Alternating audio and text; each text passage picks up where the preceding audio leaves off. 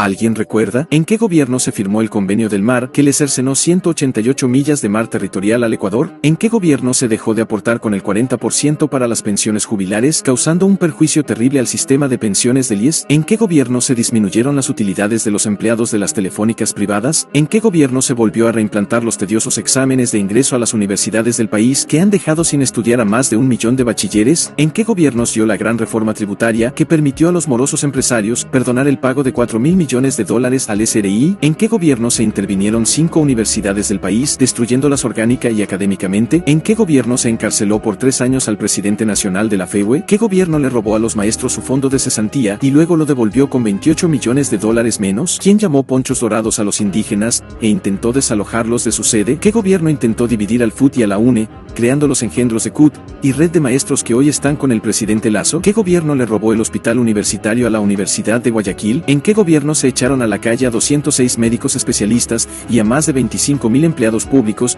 mediante decreto 813 de las supuestas compras de renuncias voluntarias? ¿Quién ordenó la expulsión del país de Manuela Pic, esposa de Yacu Pérez? ¿Qué gobierno enjuició por resistencia y terrorismo a dirigentes del pueblo saraguro? ¿En qué gobierno murieron asesinados en manifestaciones Bosco Bizuma, dirigente de la UNE, y Edison Cosíos, dirigente estudiantil? ¿Qué presidente se bajó del vehículo e invitó a pelear a un estudiante que hizo un corte de manga a la caravana presidencial? ¿Quién dijo que las mujeres indígenas solo deben entrar a las casas como empleadas domésticas? ¿En qué gobierno se cerraron 12.000 escuelas rurales a cambio de 76 escuelas del milenio? ¿En qué gobierno se lanzó al espacio el satélite Pegaso, que solo duró 4 días y fue demolido por la chatarra espacial, echando a la basura $1 millón?